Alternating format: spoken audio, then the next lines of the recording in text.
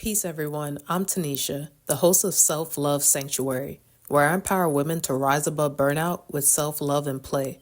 If you are into self discovery, self love, wellness, having fun, and mental health, then this is the podcast for you. Welcome.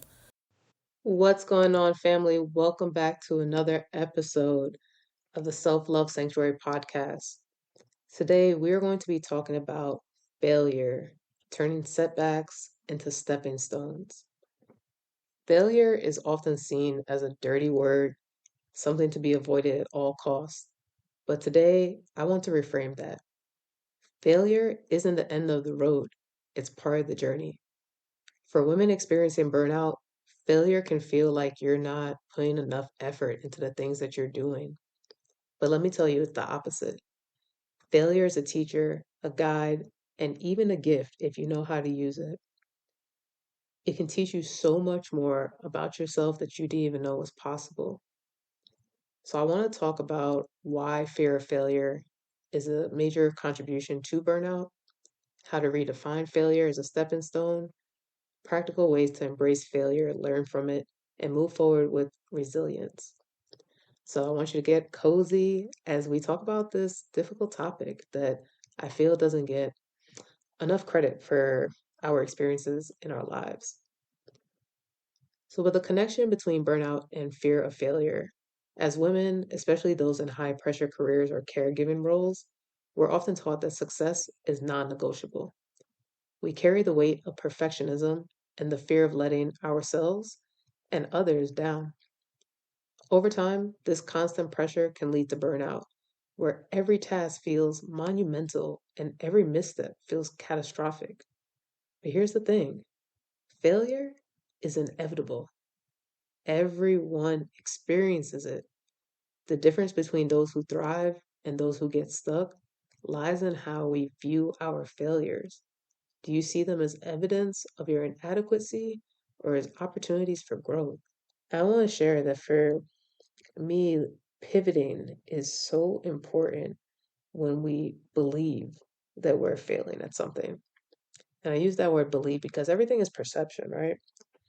So I have dealt with failure so many times in my life, especially in my business, but even as a kid. I remember going to college and I had a thesis that I had to turn in for my master's, and the teacher gave me an incomplete on a paper that I thought was really good, but there were so many changes and graduation was coming up, and I was like, what am I about to do? And I had to get back into the lab and retype this whole thing. And it felt like a failure at the time, but it was something I had to overcome, something to make me stronger, something to not make me give up, because everything is how we handle adversity. Some people fall down, some people get up, but how do you treat yourself in that moment? And I know I'm guilty of shaming myself when the things are tough and it's hard. Failure is really a part of the process.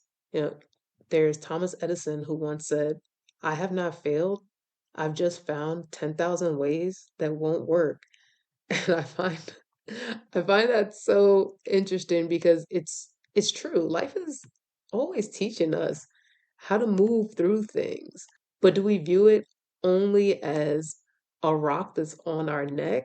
Or are we viewing this as, man, this didn't work out and it's been trial and error, and I can have a chance to reframe this and try for something else? For women experiencing burnout, embracing failure can feel impossible because you're already running on empty. But what if I told you that reframing failure could be the key to rediscovering your energy and your purpose? In business, the times that I failed have been so many. I think they outweigh what I would even view as success. Tell me if this sounds like you, if you have a business or if you've been looking for a job. You're putting offers out there, no one's getting in. It's leading you to resenting yourself, your business, thinking, why did you even try?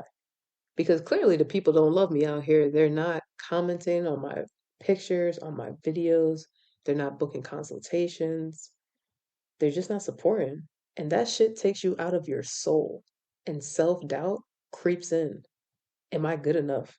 Why won't they accept me? When I've had those offers and people didn't get in, it was so much fear within me, anger with the person who I don't even know that's on the opposite side of the screen. And it's hard for it not to mess with your ego. If you've ever created something, you pour so much love into it. It's your baby. We are birthing things as entrepreneurs, y'all. And if you are just a creative in general, if you're making pottery, you're writing poetry, yo, you're talking from your heart. That's spirit coming through and giving you these downloads, and you're like, all right, well, spirit, if you're giving this to me, you know, I should be able to connect with it and then be able to reach the people that need this word, that need these counseling, that need the food lifestyle changes. So what's the disconnect? And a lot of times the disconnect is that we're not ready to really serve in a way that we feel, or maybe we're doing it that's not in alignment. I know for me, there's times where I was like, I'm so focused on the money. I know that I'm going to give anybody who comes into my space the best. And I'm like, these bills, spirit, we got to pay it. And so that puts an extra pressure on creating things. And, if you've ever given birth, they tell you so much, before or leading up to it. Feed the baby nutrients. Don't be stressed. And it's the same thing with creating a business. And every time I failed in the moment, it's been hell. I've cried. I really have felt like I wasn't good enough to be a coach, that my story wasn't important enough. And I see that time to time, again, with women who I work with, that we don't feel that we deserve these wins because of the failures. But the truth is, the failures are what makes you amazing. The failures are what people really connect with because every time it's the get back. It's how did I bounce back? And I'm always going to bounce back. And so now I could talk from this space of it's not over.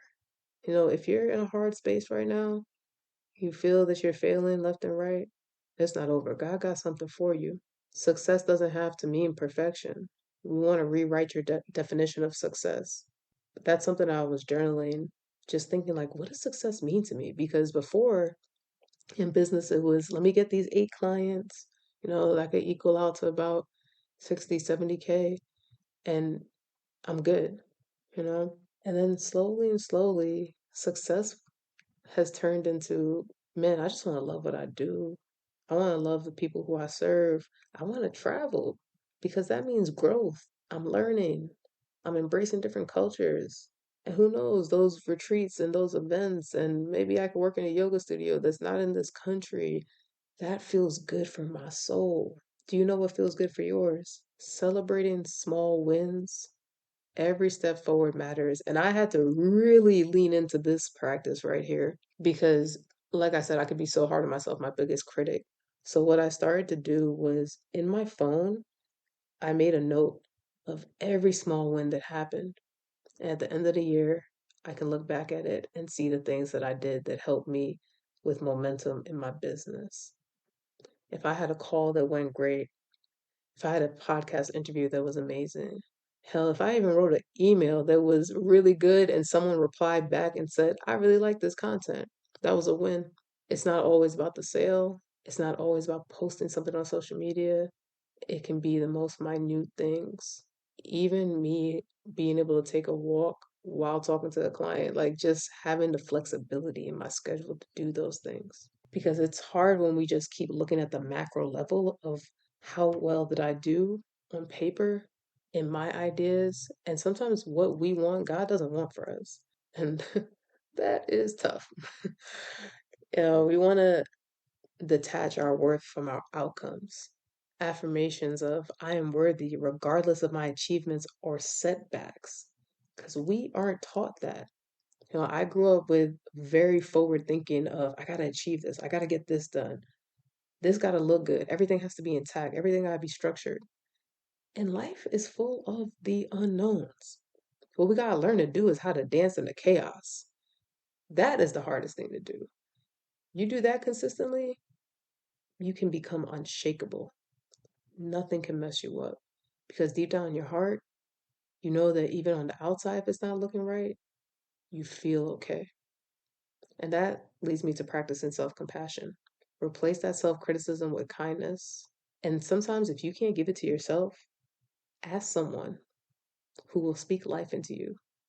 I've been very fortunate that when I'm down on myself, I have people who tell me, like, Niche, you are being way too hard. Like, you are doing good. And at times, I'll be real, I don't want to hear that. I want to hear, how can I get better in my business? How can I do the thing to make this move and make this shake? And at other times, I'm like, man, I really need to hear that. It's like getting a hug from people who just want to see you win. And the last practice that's been very supportive, you guys know I love journaling by now. Journaling the lessons you've learned. Failure becomes meaningful when we extract lessons from it. After a setback, write down what you've learned, what you can improve on, what you're grateful for. This transforms failure into fuel for growth. And that has been so true for me because from the time I really went all in my business in 2022 and that first launch, quote unquote, failed, it moved me into wanting to do a freebie that was based on movement. And we did a water challenge and people signed up with ease. And I'm like, how is this possible? I have been creating all this content for this launch for my one on one coaching. No one got in that. And like I said, I felt like a failure. But now I had a download while I was in the sauna, relaxing to do this challenge. I'm like, okay, this feels good. So I'm documenting all this. And I love doing a voice note, or I have an app where it is a journal, but you get to use your voice. So I'll just be speaking into myself. The times where I was down and I was crying about how I felt, and also these moments of ease and how this feels. So now I have a whole journey that's documented. I've had another offer that didn't go well. Maybe had one or two clients. Because for me at that time, that wasn't success just having one or two clients. It was cool that I had them and I gave them the best and they loved it. But I wanted more. It was always more, more, more. Instead of understanding like where I am right now is great. But what my journey has been is the art of the pivot. It's that I don't stop. I pause. And that's so different. When you know you have a purpose, when you know you're meant for greatness, you'll keep going. When it's in alignment, you keep going. When it's not, I feel that that's when we stop and we don't get back. Oh, and so I know that I'm meant to be in this wellness space. I live, eat, sleep, breathe wellness. Wellness in all facets, how we eat, how we heal, how we sleep, the herbs, our mental health, all of it. I could talk about this shit forever. You know, but when used to see these offers not doing well, that's where that doubt creeps in. But I always got back up. It was almost like, I don't know, I was on a drug. Like, no, I want to make this work because I enjoy doing it.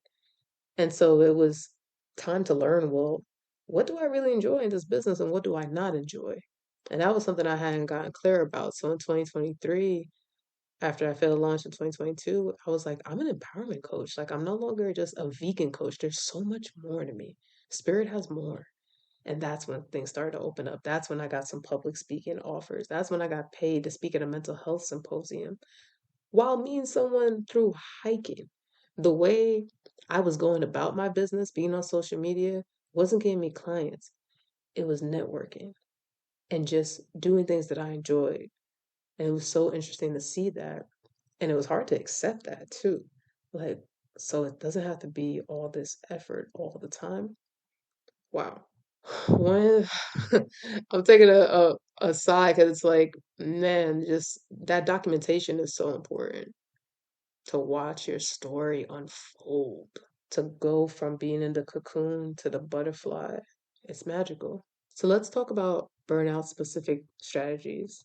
Want to take breaks. If you're feeling burnt out, failure can feel amplified because you're too exhausted to process. Step away, rest, and come back with fresh eyes. I've done this more than once.